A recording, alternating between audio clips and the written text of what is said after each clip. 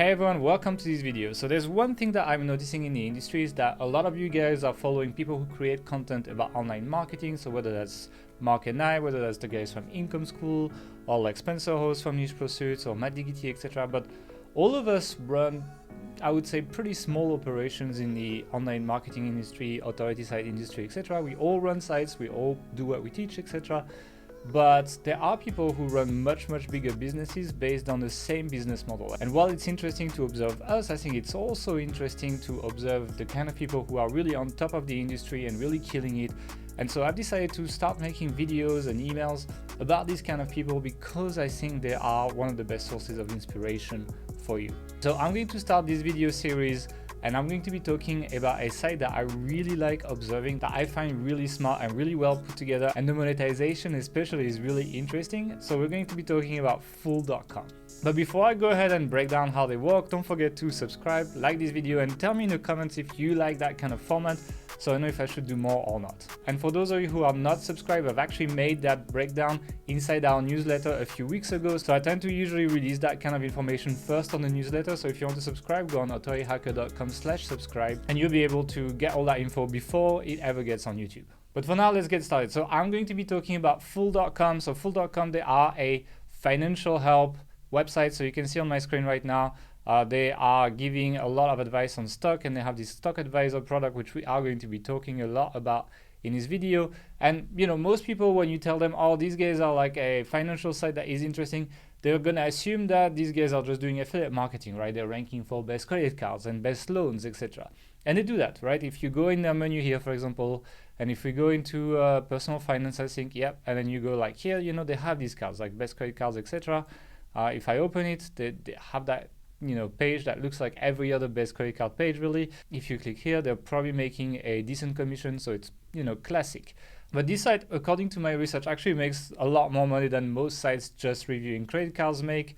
They make about 140 million per year, according to a random Google featured snippet that I found. The source is actually like not really easy to find right now, but I'll show you the screenshot on the video. But yeah, 140 million per year. They don't just make money by reviewing credit cards. Even if finance is a very lucrative niche, there's very little chance that most of their money comes from that. And actually, if you check that page, so if I actually take that best credit card page, right, and I actually go into search traffic, they get 5.7K traffic, which is okay, but doesn't seem like they're the top. So you can see best credit card, they rank number 5. Best credit card 2021, they rank number 9. Best credit card deals, they rank number 6. So they rank on page 1, but they're not the top rankings. Usually sites like NerdWallets, for example, tend to be number 1. And for sure, they don't make most of their money from that. So how do they make their money? That's what we're going to be diving in right now. But first of all, I want to take a step back and show you a little bit of the stats of Fool.com, because I think it's actually quite crazy. So if I actually go here on the overview for Ahrefs, but then I go back to the root domain, you see that they actually get 12.8 million organic visits per month. So it's quite a lot, let's just say that. And you can see that, well, they have been affected by core updates, right? At their top, they were actually pretty much at the double amount of traffic that they have now, but still, overall, they're going up, right? Compared to 2016 when they were getting 2 million visits.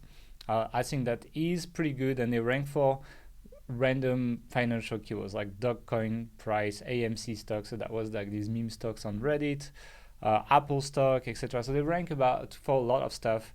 And you will see that when you go on their site, what they're pushing is actually not really this review content. Actually, let's go on the Fool.com homepage. They are pushing this kind of like clickbaity article that have very clickbaity headlines. Looks like BuzzFeed for finance, really. So, you know, let's just look at the trending area here. You will see what I mean. So like 5 discounted growth stocks that can turn $200,000 into $1 million by 2030. That's super clickbaity. Let's open that and look at it later maybe. 3 stocks to buy without any hesitation if there's an October stock market crash. Again, super clickbaity, especially as the stock market right now has been a bit volatile. 3 stocks that might soar with pills for COVID. So, you know, treatment for COVID, of course they're playing on that. Better buy Apple stock or every Nasdaq stock. 3 sinking stocks Katie Wood keeps buying anyway. So, you know, you get the idea. These are like super clickbaity articles, and you will see that if we open, I'm just opening random ones here. I didn't even prepare for this. they're all going to be following the same formula, and that is the key behind their monetization. Because they're doing these kind of like social media oriented articles, but they're also making SEO articles that will rank for a lot of keywords. So if we actually go in their top pages, you will see, let's use the new report on Ahrefs. You'll see they do the same thing here on the SEO pages. So these were more like social media, you know, and they're just like random posts. But if we actually go here, you will see that, for example, this page like YMC jumped on Friday, traffic 773,000. It's kind of the same thing, and they just targeted the AMC stock. So now let's look at what's happening here with these articles, right? So let's just take a random one. Let's take these sinking stocks that Katie would keep buying anyway, because they're all the same anyway. So you have the author, and you have an article that basically describes what the headline was about, with usually completely irrelevant stock images. You can see like these are like pretty obviously shitty stock images, and if you see, I'll pick the other articles and it's all the same every time, right? So here, this one was the best credit cards, but same here. So usually the article is pretty shit, right? But what is consistent about these articles is the conclusion. And you will see that the conclusion here is that at the end it's like 10 stocks that are better than AMC, Entertainment Holding INC. So like, you know, because the article was about AMC, and so they tell you 10 stocks that you should buy instead of this. Here there's like 3 sinking stocks that Katie would keep buying, and then 10 stocks we like better than Invitae, which is probably the stock that Katie Wood is buying. And then you will see that this one will do the same as well. So these were like stocks to buy if the stock market crashes. And then one of them was Vertex Pharmaceutical, and like, 10 stocks better than this one. Every single article finishes like that on the Motley Fool, and it's no coincidence, because they tell you, go check these 10 stocks, and then you click on this. This is a final call to action, and you will land on a squeeze page. So a squeeze page is a page that basically pre-sells you on something that is free for you if you enter your email address. So, you know, they're going to tell you that, my God, we managed to just help people with their retirement and they made a lot of money, etc., etc. Put your email to get access to this. So if you put your email, I'm just going to do it now, at authorityhacker.com. Thank you for all the spam that's incoming. And if you go and you click on continue, you will see that then what happens is they do a limited time special offer for the Motley Fool Stock Advisor, which is the offer that we saw on the homepage but was $199. But you can see that now you get it for only $99, and that if you, it's basically stock advising, right? And let me remove Ahrefs here. But you will see that they are actually putting a limited time offer here, so until the market closes, which is quite interesting.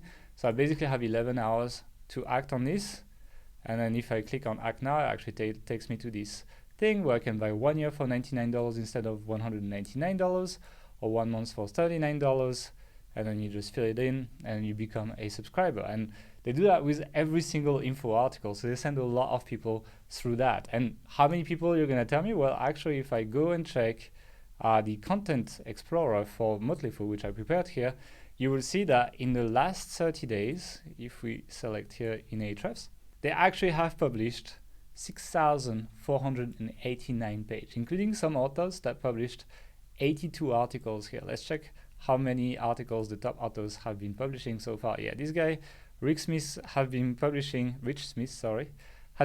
82 articles on Fool.com. So these guys really are taking a throw shit at the wall and see what sticks approach, and a lot of it is sticking apparently.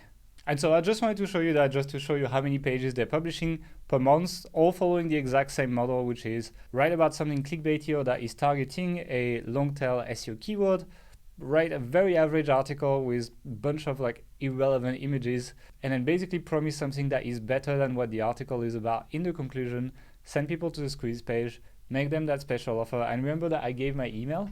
Well, guess what happens when you give your email to Motley Fool? I'm going to show you my inbox that was subscribed to them a few months ago. And you will see that I did a search for Motley Fool rather, and you will see that I have received basically a follow-up email that says, hey, don't miss this thing, etc. That's fine. But look at how many emails they've been sending me. There's 341 emails in my inbox since April, and we are in October now. And you will see how many times they email me per day. So you can see April 3rd, they emailed me 2 times, April 4th, 2 times, April 5th, 3 times, April 6th, 2 times, April 7th, April 8th.